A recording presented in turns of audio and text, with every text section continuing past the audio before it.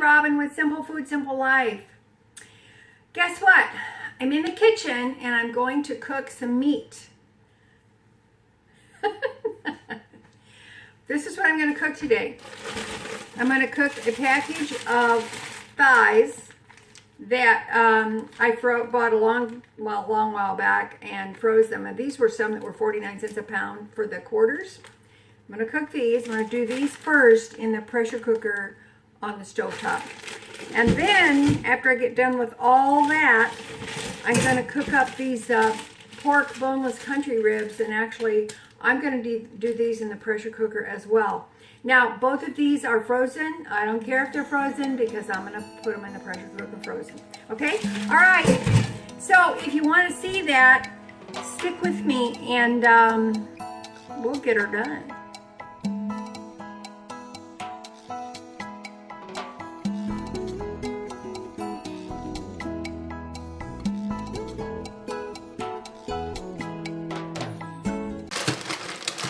Okay, here we go. Thanks for joining me today. You guys are awesome. You're like the awesomest ever. You're awesome. I have to tell you something funny. There's a young boy who lives across the street from me. I don't know. He must be about 11. And they had let their lawn get overgrown, and so the dad and the boy was out mowing the grass and doing the weed eating and everything. And they were in the backyard, and the mom came out on the front porch, and the dad and the son came out from the backyard and with their weed eater. And the son says to the mom, he said, "Mom, do you know how many times this thing quit on us?" And she said, "How many?" And he says, "A lot." I don't know. I just thought that was so funny. And so, do you know how much I appreciate all of you guys joining me today? A lot. All right, let's go. I've got 5 thighs in here, and I am going to add some water. Now, let me thaw. I gotta turn around here. All right, you see that? You see there's lines there? Do you see the lines right here? Okay, there's 2 lines there. So I'm going to bring it up to the first line with water, because you do not do pressure cooking without some liquid. Otherwise, it could not be very good. Well, let me see.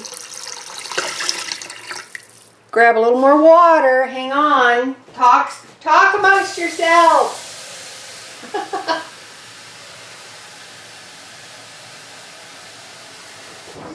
All right. I'm just going to bring it up to the first line. That's awesome. That's pretty good. I'll take that. Now then, I'm going to put the lid on, and there's an arrow here, right here, and there's a matching arrow on the lid. So I match that up, lock it down. That's all I do. This is a Presto Professional. I bought it from Amazon. I rechecked some prices on this. They're still like about 50 bucks. You can check them out, see what you think. So, okay, got my little jiggler thing on there. Now I'm going to turn it on high, and when this little lever here, this is a rubber stop, but this little lever, this little metal disc here will pop up when the pressure is built up to where it should be. This particular pressure cooker is designed to reach 15 pounds of pressure.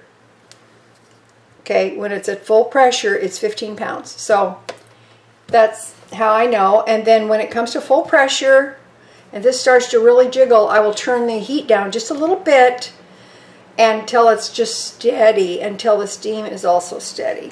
Okay? All right. So, because this is frozen, This is going to take, I'm going to put this on 40 minutes, which is longer, a bit longer than I would usually pressure cook the chicken. So, 40 minutes, we're going to come back and I'll show you what I got. Okay, here we go. See, the little disc or stop has come up. The steam is coming out of the little rocker there. It's up to pressure. That tells me it's up to pressure, 15 pounds. I'm going to put my timer on for 40 minutes. And let it go at this burner temperature for about for a few minutes more. And then I will turn the heat down and adjust it a little bit, okay? So that there's not so much steam pouring out that it's a steady stream, okay? All right. Okie doke, the chicken is done and I have deboned the chicken thighs, and this is how much meat I got off of the chicken. Okay, you can see about how much is there. I put the bones, etc., back into the pressure cooker, and this is how much broth I have. Now, you see the difference? Here's the bone broth, here's the fat. I don't care if there's fat on there. I like it that there is fat on there. And what I will do is I will pull that fat off after it is set up and congeals. And I'll slip that in a plastic bag and stick that in my freezer. It's chicken fat. So I'm saving that. And these are the scraps that are left. These are the bones, etc., that are left from the bone broth. Now, I do something with these. I'm not going to show you that today, but there's something that I do with these, which you might or might not find interesting. So, one of these days, I will show you. All right. Now, I've got my pork ribs in the crock pot. If you ever buy country pork ribs, they're long. They're rather elongated. I cut them in half. That's how I ended up with originally 2 bags from the ones I bought. So this is that second bag that I'm cooking up. I have just enough water in there to make it so that they don't dry out, and because I don't want to ruin my my pressure cooker, silly old lady. And these are going to cook. They're still partially frozen. They're going to cook for about 20 minutes or so. Okay. The boneless country pork ribs are done. You can see how short mine are because I cut them in half. So I'm going to put them in this dish. They are done. They're not beautiful, but they're done. And I'm going to put them in the dish. Now, I will not be giving any of this to my little dog. I do not give her pork. It wreaks havoc with her little, ventures outside. So we won't do that.